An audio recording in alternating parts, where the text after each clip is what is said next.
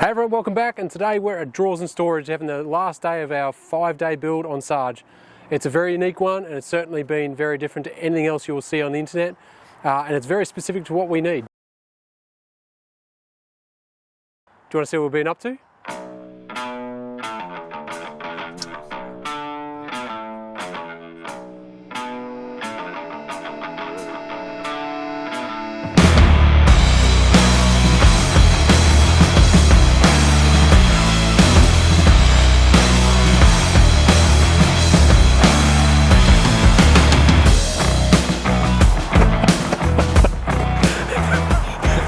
As always, thanks to our supporting partners and subscribers for joining us on our filthy off-road adventures. Matt, you want to start at the back? Yeah, I think we'll start at the back, eh? Oh, who's Hi, and welcome to another awesome episode of Filthy Off-Road Adventures. Okay, Darren, so can you run me through what you've done at the back?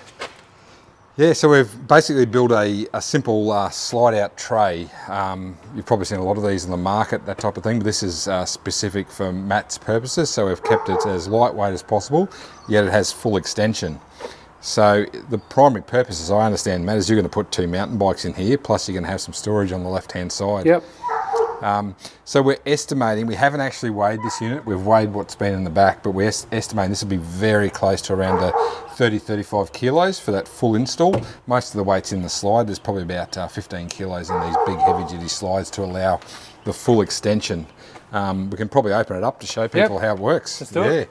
So we've decided on a simple one side activation, so it only locks on this side.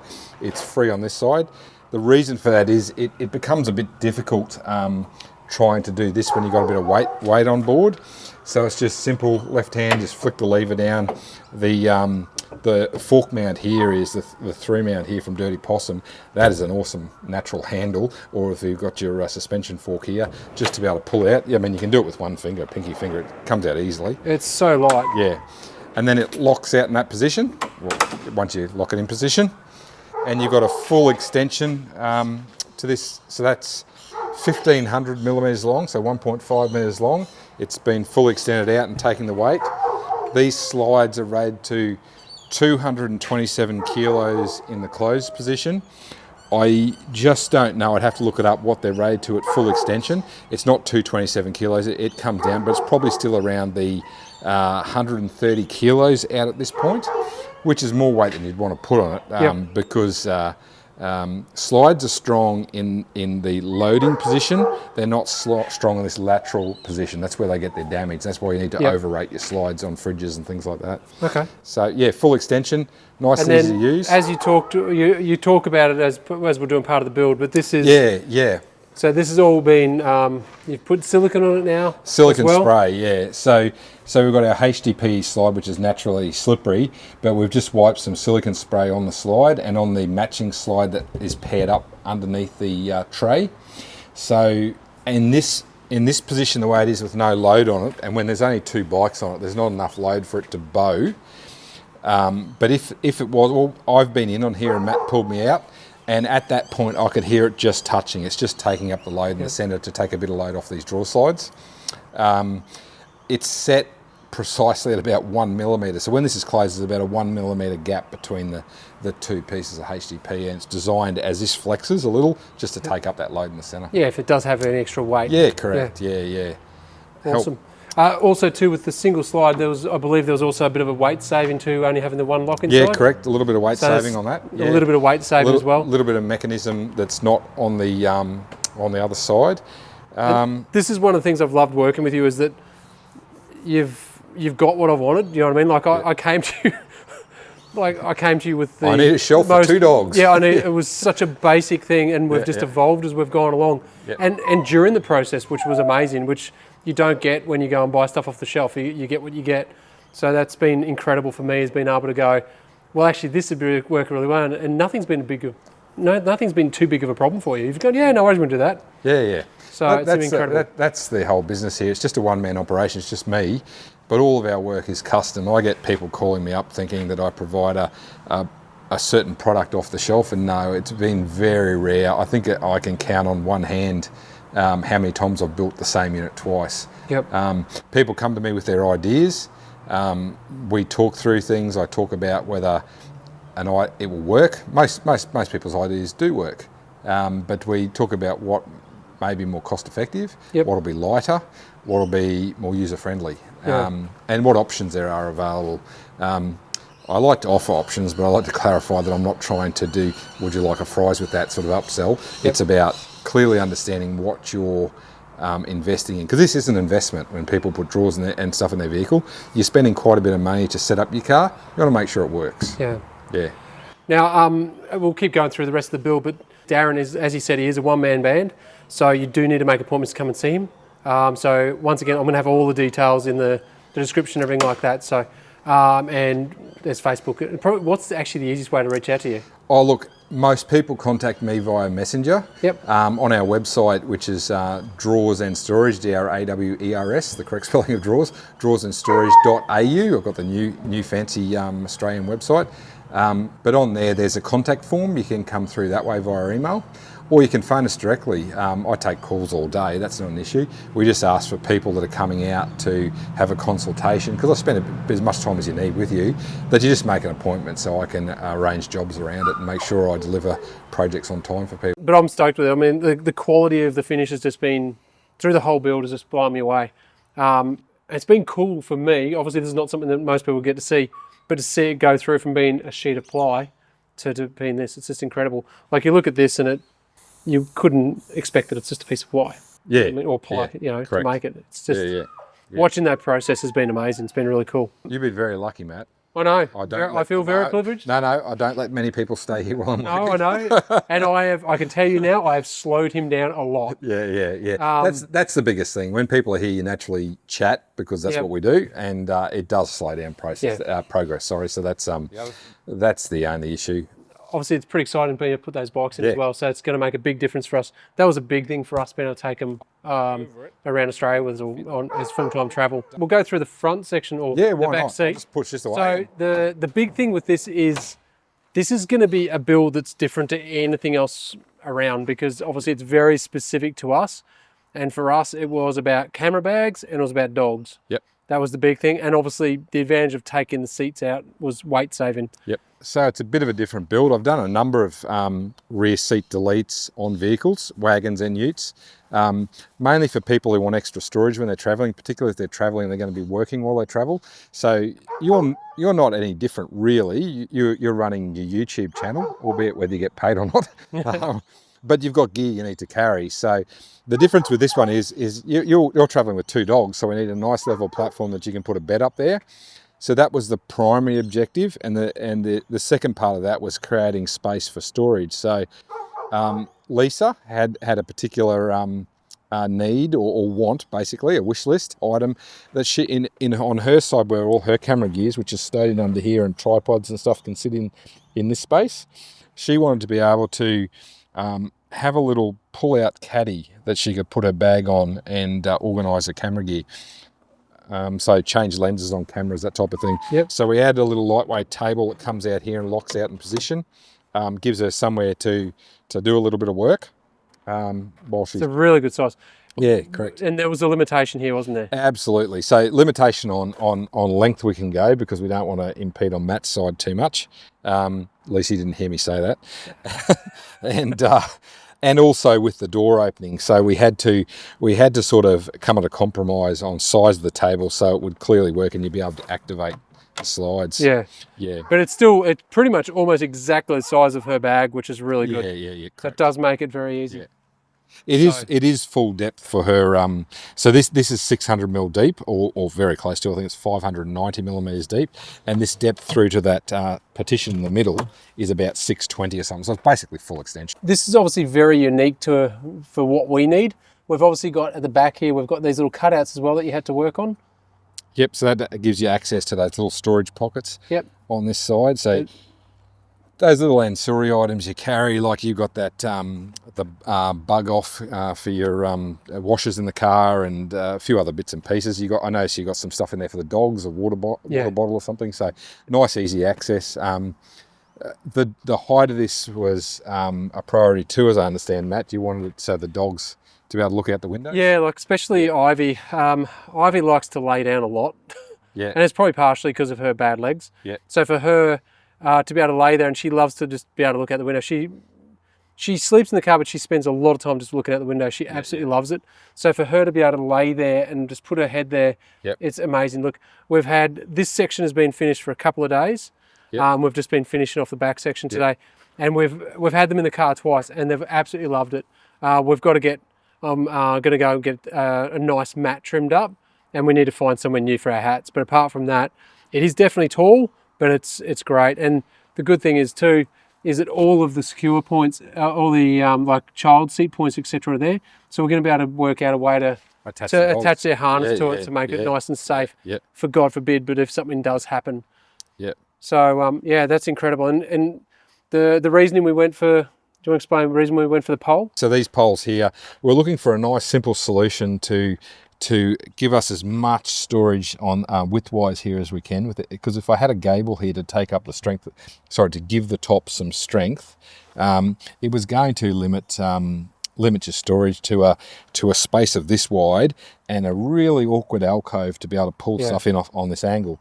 So by putting in a pole, that is fixed in place. You could technically flex and get this out if you really had to, but it allows you to load stuff in this way, that way, whatever. Turn your bag sideways if you thought. It just gives you some flexibility with the storage. And I think it's it just looks simple. Doesn't look heavy. Yeah, no. Well, and once again, that's also takes that weight of having that extra cross brace across there, doesn't it? So, correct, absolutely. But I agree. It would have been. I could have, as we talked about it, I just saw this space as end up being a collector of potentially rubbish and just junk that you then almost forget it's there. At least now you can still get to anything that does go under the seat, etc. And we'll see on your side, you've actually utilised the space on your side for safety equipment. So. Yeah. The other thing too, so with the mounting, I know you've obviously done something specific with that about making sure it come out easy. Yeah, so Matt's like myself, he didn't really want to put any holes in this vehicle, he didn't need to. And when I build inside your vehicle, that is something I try to limit. There's at times you cannot get away from it in certain vehicles, but for the likes of your vehicle, what we have is we've got 4 points where the seats mount on the floor, and you've got another 4 points along the rear where it steps up where the seats also mount. So we've utilised all those points. So there's an overabundance of bolts in this, not for strength, not for safety. It's purely to stop that vibration. We don't want where our panels meet the existing mounts to have any sort of vibration. So we sandwich that down nice and tight. This should be as quiet as the car was from factory. All right, let's have a look at my side. So on this side, Matt, I think you came up with a great idea. I think I may have, I've got to take some credit here, I may have planted the seed of us finding somewhere for your fire extinguisher. And you came up with this idea, which I think is terrific. When your photography bag's in place, it does not impede any access. It's nice and easy and quick to get to. Which is important. And it's bolted down, so it's a priority in a vehicle. If you have to make an emergency stop or had an accident, you don't want something that heavy flying and taking out your ankles. Absolutely, and that's so you've done captive nuts with that as well. Yeah, that's captive nuts bolted, sandwiched down to the panel. It's rock solid in that position. Even when that does die, whatever, if it's got to be replaced to age, we can pull it out and put another one in there. Absolutely, yeah, absolutely. So very much same design over this side, same amount of room, it's equal size as far as the distance between here and the divider is the same. There was some challenges here with, obviously, there's the jack location. It was a bit of mucking around, wasn't it, to make sure we had the right angle to get it out. It's still tight, but we can get it in and out fairly easily.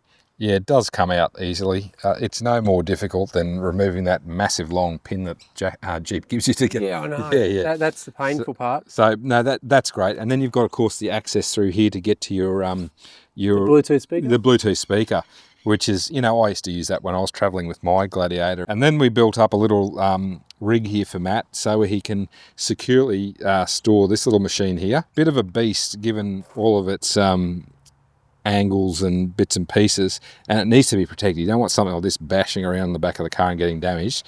So what I did, expensive and fairly sensitive piece of gear. Yeah, absolutely. So I made a little cradle up. This side is no different to Lisa's, other than the fact that I've made this cradle up in here that is just fixed into place and can be removed, and then it turns into basically tripod storage or whatever you want. And all we do, it's a friction fit. All you do is you lift it up like this and it comes out. And you can see here, I might show you the rig here. So this alarm here, when it's positioned this way, sits down in this slot here.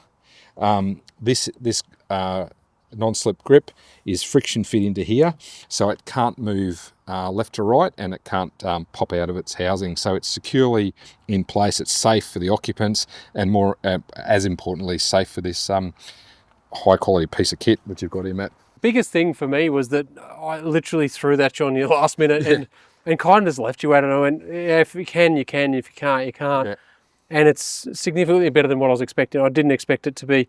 I expected maybe some, like, lack of a better word, hooks, and have it just hanging on the side.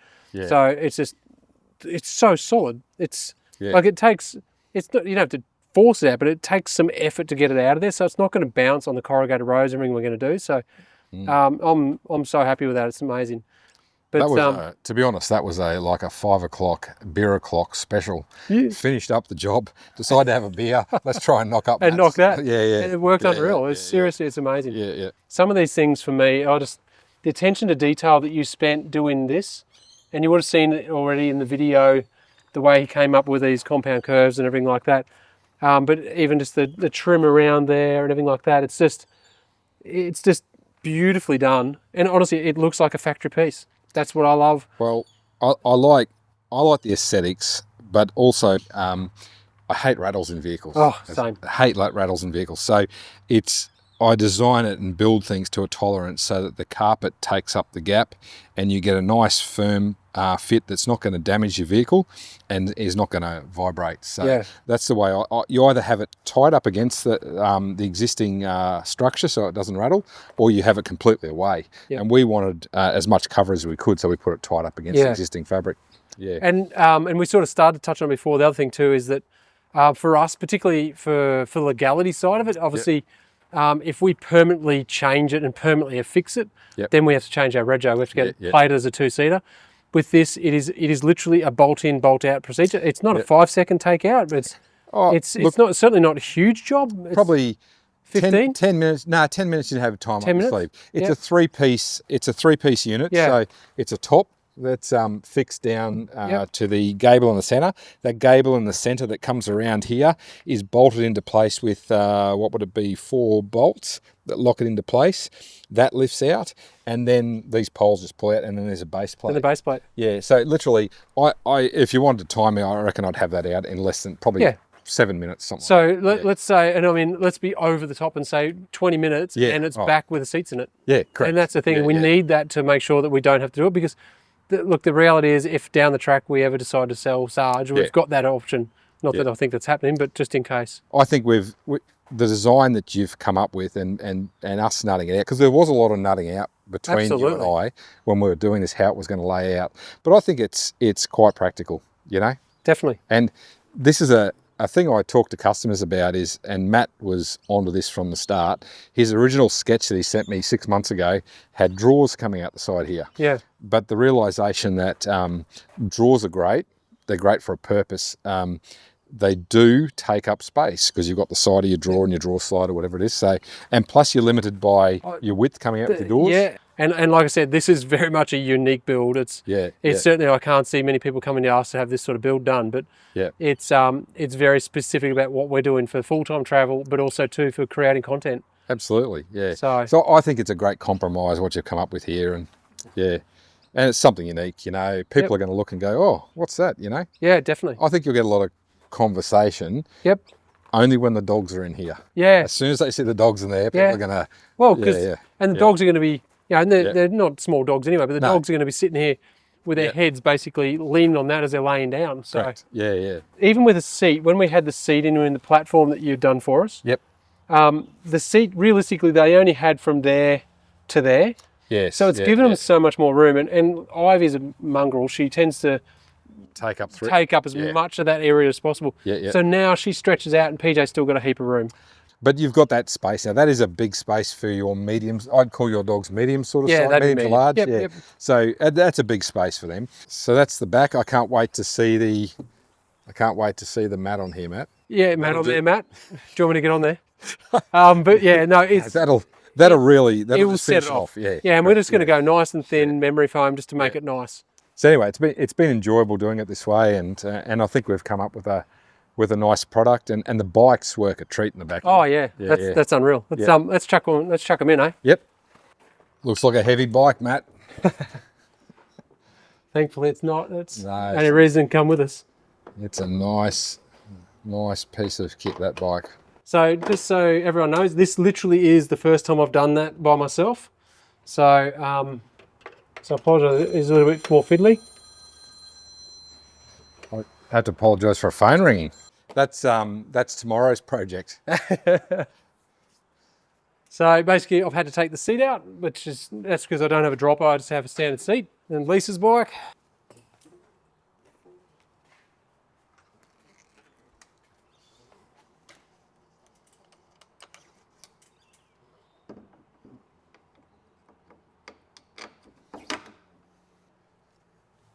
Don't think that was too difficult, eh? No, it's just, and Nice and like I simple. said, it's the first time we've done it, so there's probably going to be some Looks a treat. streamline as we do it. So I do like the fact that you can use this as the handle. It's a natural point to put your hand, isn't it? Yeah. So lines in and like that.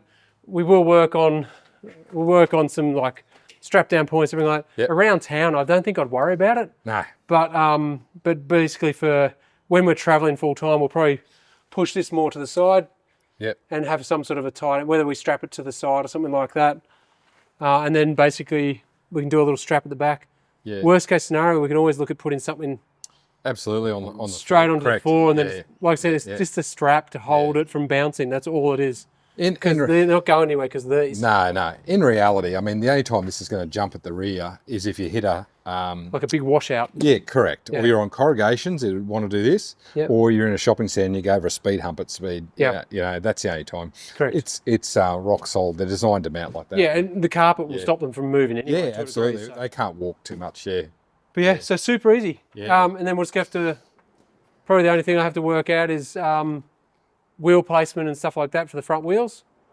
But like that's, I mean, they are light bikes, which helps. But you know, So we've talked about a few options. Potentially, there's spaces down the side here where we can run the wheels. Yep.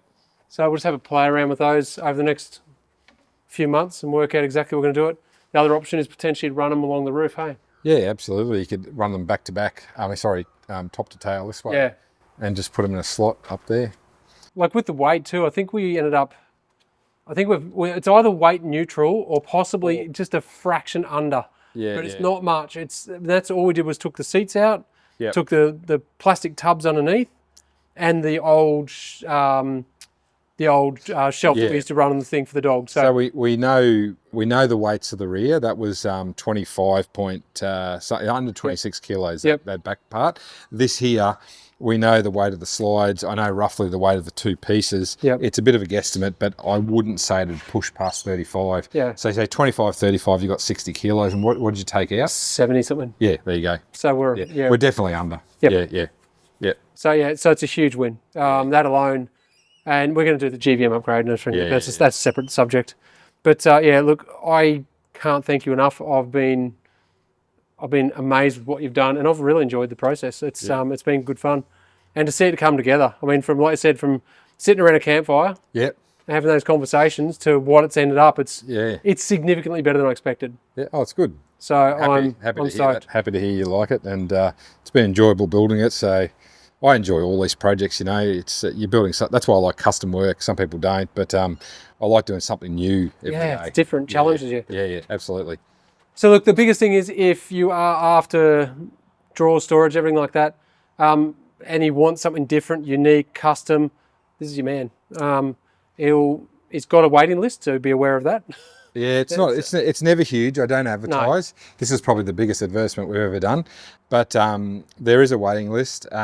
Please don't contact me and ask me to give you a price over the phone. It's just not achievable. But coming here and talking to us and talking about your needs, your wants, what you really would like to achieve, I'm able to walk away, provide you with a quote. If I never hear from you again, that does not bother me. I'm just happy to be able to come up with some ideas for you and talk you through a solution and give you a firm price. You know what it will cost to fit this out. Look, if you want quality and you want something unique, this is the man to see for sure. Yeah. So give us a call, send us a message, whatever, and we can start to have a chat, and you can drop by. All it costs you is your time to come and see me. After that, you can make an informed decision which way you want to go. 100%. Yeah. You never know. You might come away with a completely different concept of how you want to build out your vehicle after we've had a chat. Yep. Yeah. That's the thing. You'll walk us through it. That's great. That's right. Yeah. Awesome. Well, I can't thank you enough, man. No, thank you, Matt. Been good fun, eh? It's time we go and have some Fanta or something. I think so. I think it's beer o'clock, and I think it may be even time to organise another campfire. Oh, I think so. It's well overdue. Yep, let's do it. Right, all right, thanks guys. again. See you on the next one. Bye.